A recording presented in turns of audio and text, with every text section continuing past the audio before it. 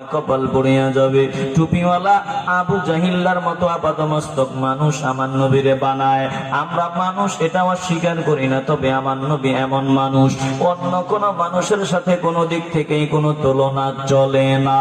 আমার নবী এমন মানুষ বলে আমার নবীর সাথে অন্য কোন মানুষের তুলনা দেওয়া চূড়ান্ত পর্যায়ের বেয়াদবি। জোরে কোন ঠিক কিনা? আমার আল্লাহ চাইলে মাটি ছাড়াও মানুষ বানাইতে পারেন। এই যে মারিয়ামের সন্তান ঈসা আলাইহিস সালামকে আমার আল্লাহ বানাইছেন, সামনে আলোচনা আছে।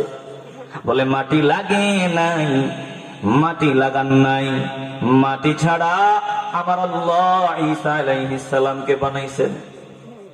দিল দিয়ে অনুধাবন করিয়া লন, পরিপূর্ণ মানুষ মারিয়ামের সামনে হাজির।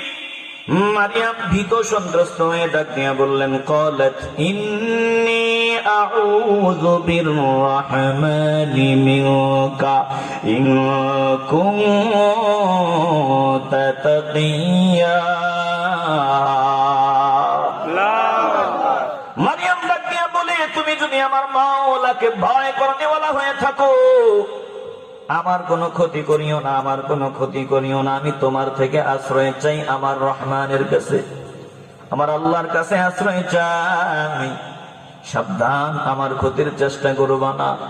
এবার ফেরেশতা ডাক দিয়া বলে, মারিয়াম ক্বালা ইন্নামা আনা রাসূলু রাব্বিক।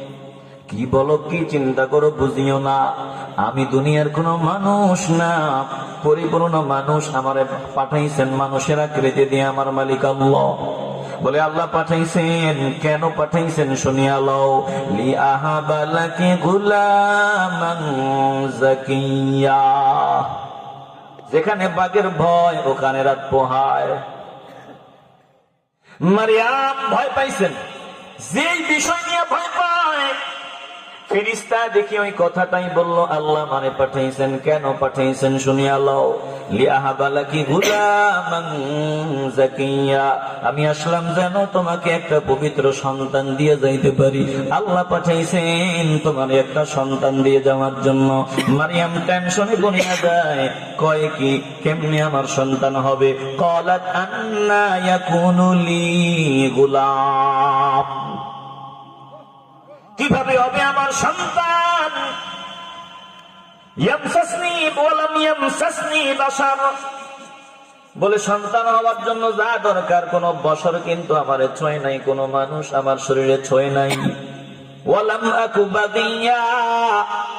আল্লাহর দয়ায় আমি অসতীয় নই, আমি চরিত্রওয়ালী।